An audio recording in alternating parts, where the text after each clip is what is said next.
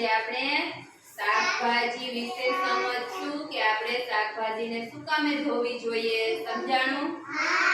Very good. મને પછી કહેતાય જજો કે આ શાકભાજીનું નામ શું છે અને એનું શું બનાવીને ખાઈએ. હો સરસ. ચાલો આને શું કહેવાય? રીંગણું. જો હું રીંગણુંને ધોઈ નાખું છું. હો સરસ થી ધોવાનું હોય. પછી આને શું કહેવાય? ભીંડા. ભીંડાનું શું કરીએ આપણે? ભીંડાનો કલર કેવો છે? લીલો. જો ભીંડા ધોવાઈ ગયા. હવે આ શું છે? ચોરી. ચોરીનું શું થાય? શાક. Very good.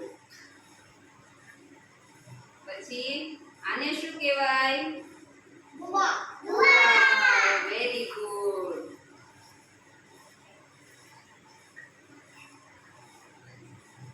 પછી આને શું કહેવાય? ટમેટું. કેવો કલર છે ટમેટાનો? લાલ. Very good. પછી આ શું છે? બટેટાનું શું થાય? શાક. પછી આપણે બીજું શું બનાવીએ બટાકાનું?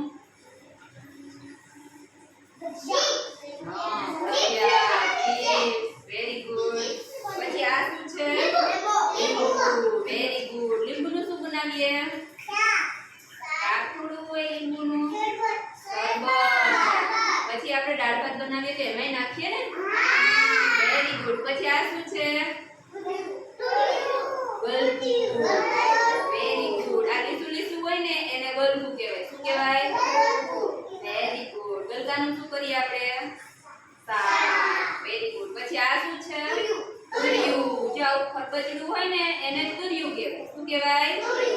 Very good. જોજો આ શાકભાજી ચોખ્ખા થઈ ગયા.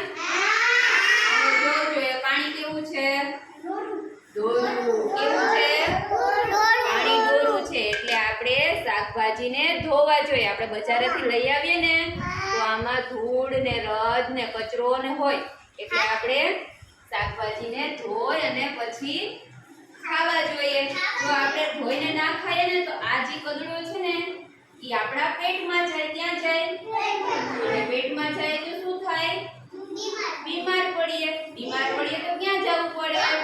ડોક્ટર પાસે. એટલે આપણે શું કરવું જોઈએ? શાકભાજી ધોઈ અને પછી એનું શાક બનાવી અને પછી ખાવું જોઈએ. સમજાણું બધાયને? Very good.